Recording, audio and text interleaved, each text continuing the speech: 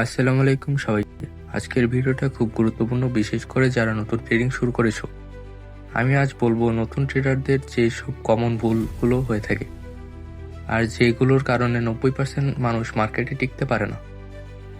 আমি আমার 2 বছরের ট্রেডিং এক্সপিরিয়েন্স থেকে বলছি, ট্রেডারই এই 6টি ভুল করে থাকে। আমি নিজেও এই ভুলগুলো করেছি। আপনিও যদি 26 সালে প্রফিটেবল ট্রেডার বা ট্রেডিং শুরু করতে চান, তাহলে এই 6টি ভুল জানা আপনার জন্য জরুরি। Mistake number 1, over leverage. নতুন ট্রেডারদের সবচেয়ে বড় ভুল হচ্ছে ওভার লেভারেজ। এটা ট্রেডিং এ বেশি লট দিলে প্রফিট দ্রুত আসতে পারে, কিন্তু লস আসলে অ্যাকাউন্ট একবারে খালি হয়ে যেতে পারে। প্রফিটেবল ট্রেডার সবসময় স্মল লট এবং স্মল রিস্ক নেয়।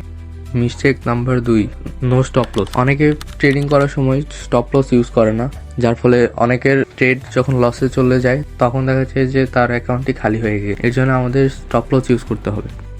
Mistake number 3, revenge trading. মনে করেন আপনি একটা ট্রেড লস করেছেন, এখন সেই লস আপনি মানতে পারছেন না, এই জন্য আপনি তখনই লসটা রিকভারি করার জন্য আরেকটি ট্রেড নেন এবং বড় লটের সাথে। এটা হচ্ছে রিভেঞ্জ ট্রেডিং। এই জন্য কখনো আমাদের লস হয়ে গেলে তখন আমরা একটু ব্রেক নিয়ে তারপরে আবার ট্রেডিং শুরু করব। Mistake number 4, no proper strategy. অনেকে অনেক গ্রুপ থেকে সিগন্যাল নিয়ে থাকে এবং নিজেও অনেক স্ট্র্যাটেজি শিখতে থাকে। আমাদের উচিত একটা স্ট্র্যাটেজির ওপর ইমপ্রুভ করা, একটা সিম্পল স্ট্র্যাটেজির মাস্টার করা। Mistake number 5, no risk management. Risk management ছাড়া ট্রেডিং মানে গ্যাম্বলিং। এটা ট্রেডিং এর 1 থেকে 2% বেশি রিস্ক নেওয়া উচিত না। এটা আপনার ক্যাপিটালের উপর নির্ভর করে। এটাই প্রো আর বিগিনারের মধ্যে পার্থক্য। Mistake number 6, over trading. দিনে দিনে বেশি ট্রেড নেওয়া মানেই বেশি প্রফিট না। মার্কেট সবসময় অপরচুনিটি দেয় না। আপনারা যদি ওভার ট্রেডিং করে থাকেন, তাহলে আপনারও উচিত এই ওভার ট্রেডিং থেকে বেরিয়ে হয়ে আসা, নাহলে আপনি যতই প্রফিট করেন সব লস হয়ে যাবে।